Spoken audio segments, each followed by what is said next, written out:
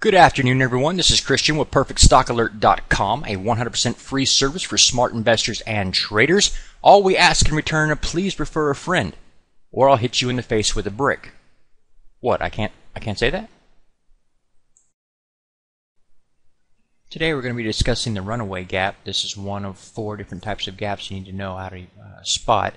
The runaway gap is like the cousin of the breakaway gap. It's not something that's going to fill short term, so when you see the gap formation here, don't be looking at it as being a common gap or something that's just going to fill quickly. This won't do that.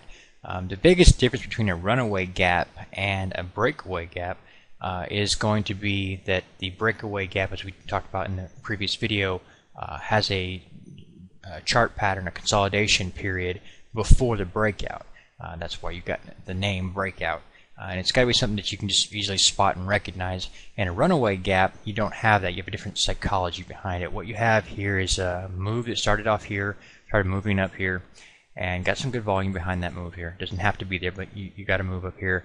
And then investors were waiting for a pullback to test to see if this bottom was really going to hold, but you don't get that. Instead, she just starts to creep higher. And in this creep higher, investors were, as you can see, sitting out. Volume was low.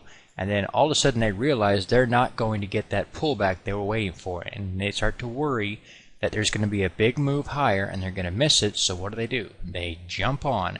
And that's when you're going to see increased volume. And you get that big runaway gap. You'll notice there was no consolidation phase in here that was distinguishable as any particular chart pattern. It just started to move up, and then you get this runaway gap. And runaway gap is also called a measuring gap.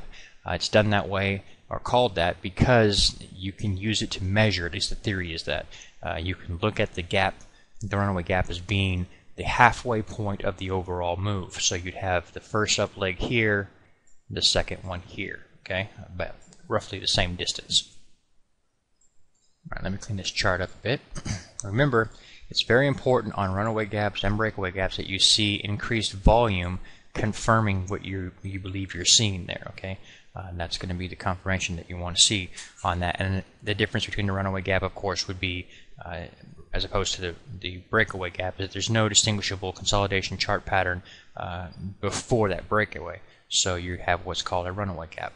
And it will behave on the pullback just like it would on a breakaway. In the fact that when you have the breakout, or in this case a runaway gap, and she advances, when you do get that pullback, rather than pulling back down and filling like you might see in a common gap or an exhaustion gap, what you will see is she'll pull back down when she gets near the actual gap point. She'll start to get a bid again. You'll start to get buy pressure coming back in, and it'll drive it higher again for that second part of the move.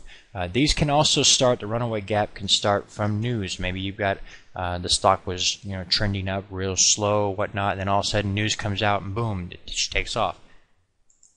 The best ways to trade these runaway gaps, if you weren't in before they happen, is to either buy at the moment that they break out and on strong volume, I'm sorry, not breakout, but runaway, and then or use an opportunity where you get a nice pullback or consolidation period back towards the initial entry opportunity there or there. That gives you a secondary opportunity like you saw taken advantage of right here. It should also be noted that oftentimes in a runaway gap or breakaway gap, your oscillators during this time, the moment they break out or get that runaway gap, they will be overbought.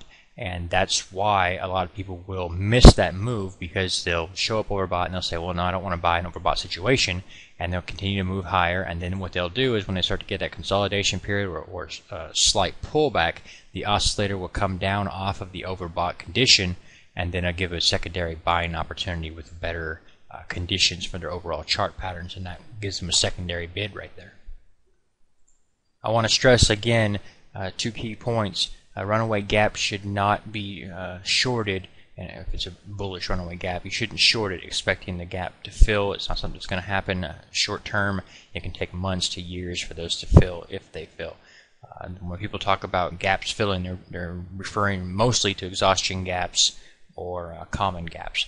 And the main thing, a lot of guys will confuse a runaway gap with a breakaway gap. Here's the easiest way to tell the difference. Whenever you've got a stock that is just trending up, just taking off and never gives a pullback to anybody, and then you get this advance, you're looking at a runaway gap. If you have a situation where you advance and then consolidate for a nice prolonged period, and then you get it, well, then you have a breakaway. It's broken out of resistance and taken off.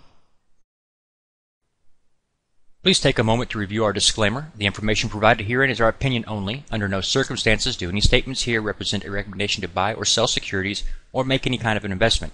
You are responsible for your own due diligence. To summarize, we do not provide investment advice, nor do we make any claims or promises that any information here will lead to a profit, loss, or any other result.